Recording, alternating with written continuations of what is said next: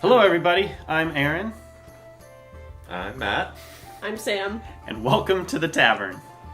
Welcome to the Tavern is going to be our new Dungeons & Dragons themed series. So each week we're going to try to do this once a week where we pick a topic or a theme related to D&D and we will talk for about 15 minutes about, whatever, the daily topic is. Yeah. So today for our first episode, we are going to be talking about favorite characters that we've played. So our favorite past Dungeons & Dragons characters. One of you want to take it on? I have a lot of feelings about all of my characters. I put so much into character building and trying to make a really well-rounded character that I get. And I'm trying to lean back a little bit so I'm not just towering over you gentlemen.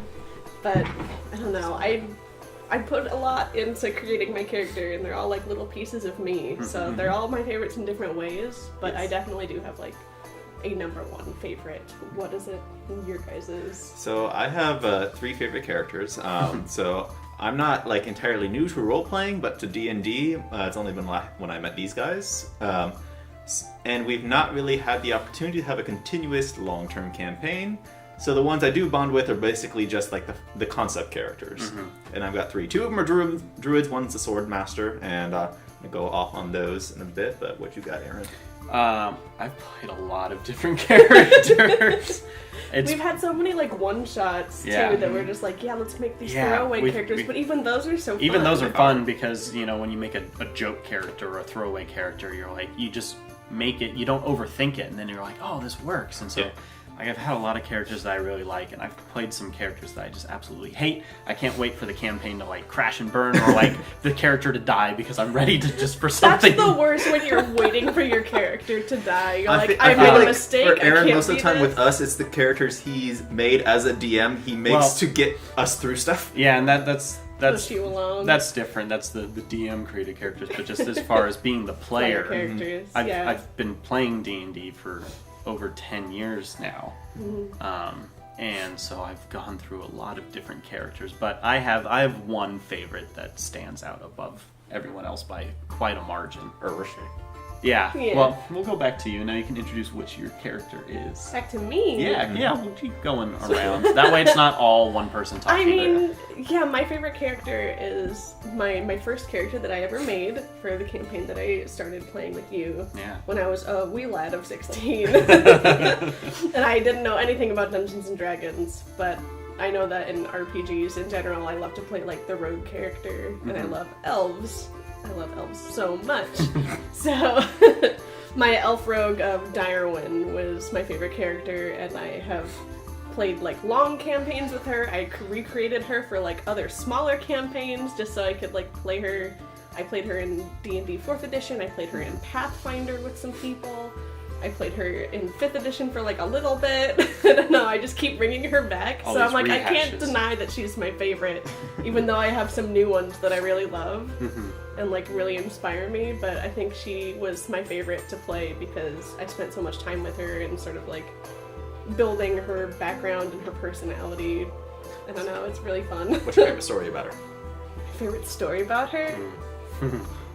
I remember one time our DM had essentially, to try and push us along, sent this entire swarm of giant bug creatures. Do you remember this? Yeah, the bugs. Yeah, they were these massive poisonous flies, they bloat were flies, basically. Giant flies. Yeah. And it was just him trying to sort of railroad us into our next thing because he really wanted us to continue, and we were dilly-dallying and things like that. And then Diane was so frustrated with our situation because we had all these great losses and we were unsure about where we're going, and so she was just really frustrated and angry, and she's no, we're not gonna run from these flies. I'm gonna fight them. I don't care if I die.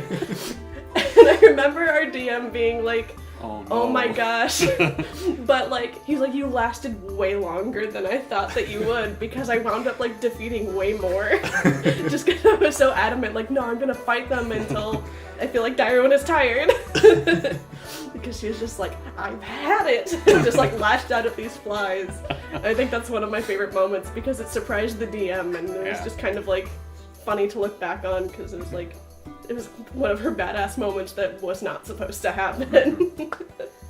What about you, Matt? You had a top 3. I had a top druids, 3. but like, which one stands out like with a particular instance where you're like, this sets them apart from the other the particular 2? instance was my first character I ever made. Okay. His name was Pimer. He's a druid. He's an elf, half elf, I think. It's been a while since I played And him. he was a half elf. I remember Half-elf. this. And he was my favorite character because, well, I picked a druid because it's my favorite class in World of Warcraft. I played that for many, many years. And shapeshifting is one of those unique tools I like to use to get what I want.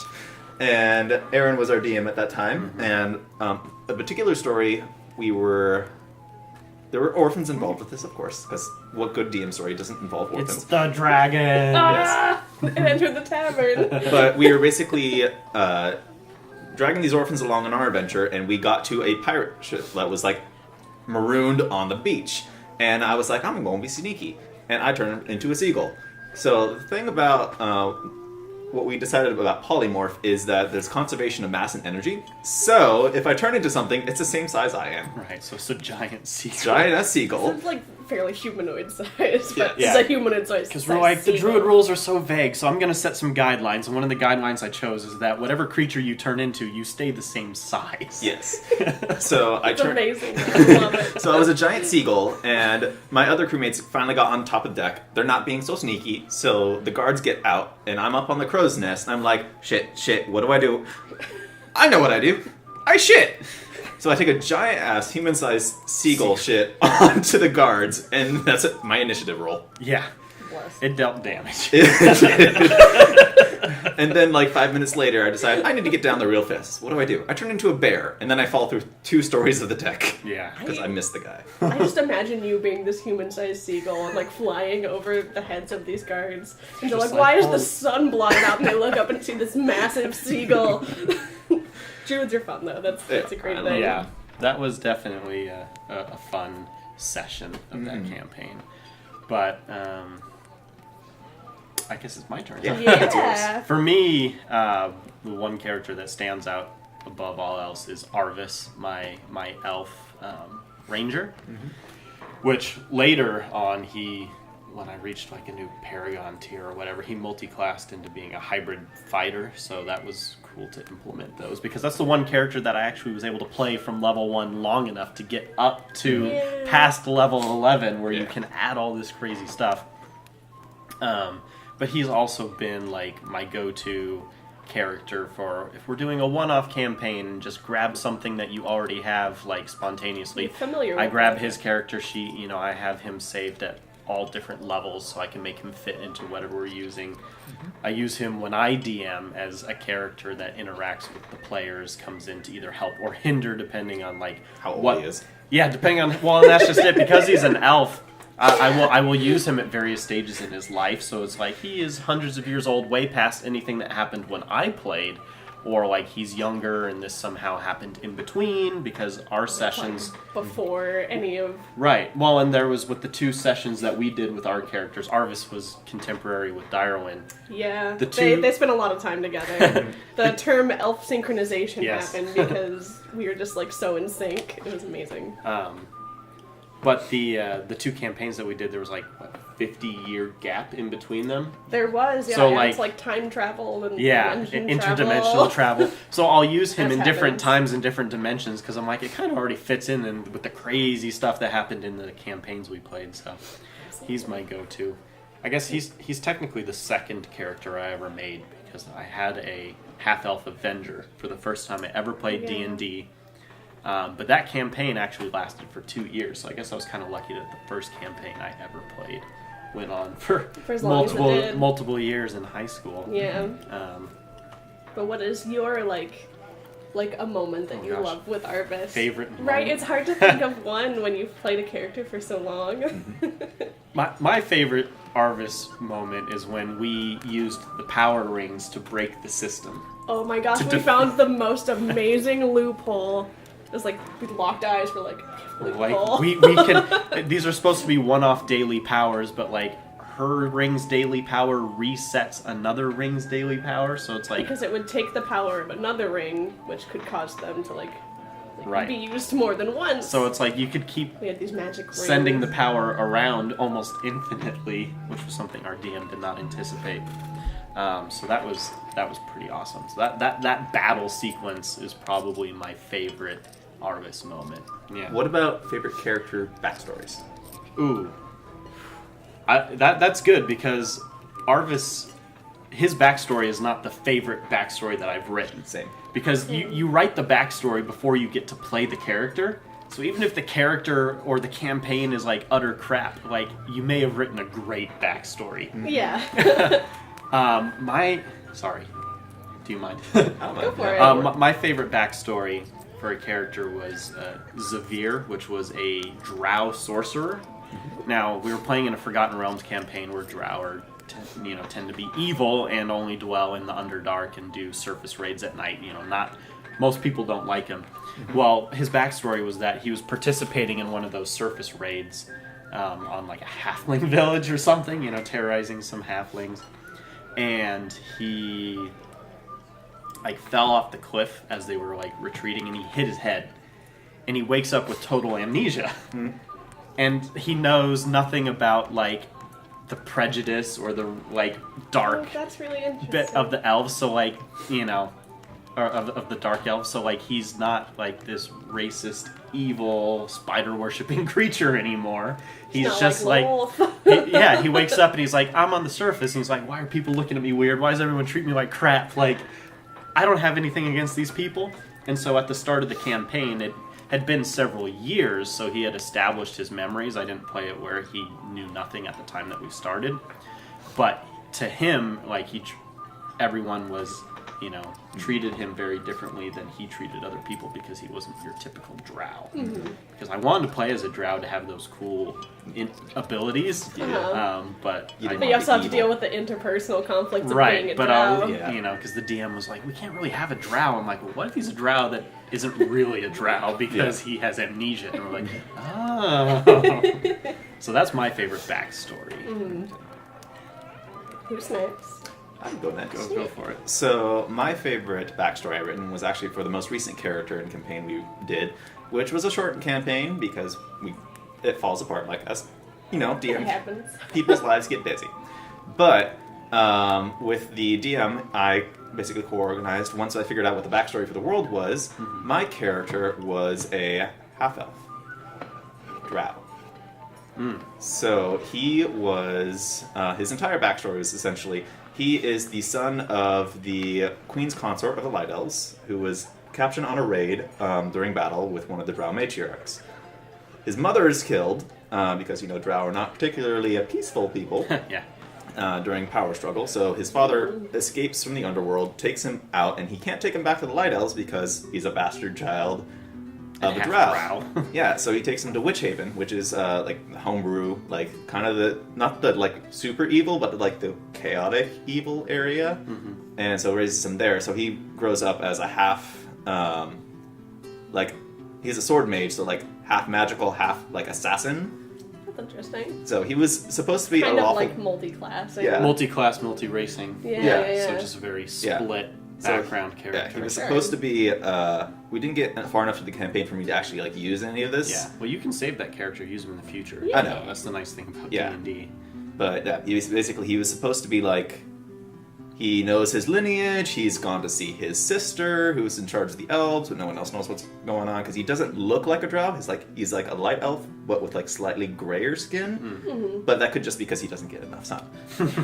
Like me. Yes. But yeah, it's supposed to be a whole bunch of political intrigue, and he was playing like double sides, so he wasn't exactly helping out with the campaign. He's like ambivalent. But he was there for his own reasons. All right. That would have played out over time. Yeah. That's cool. That's pretty cool. Right, me, I you, guess. favorite backstory. Favorite backstory? I don't know.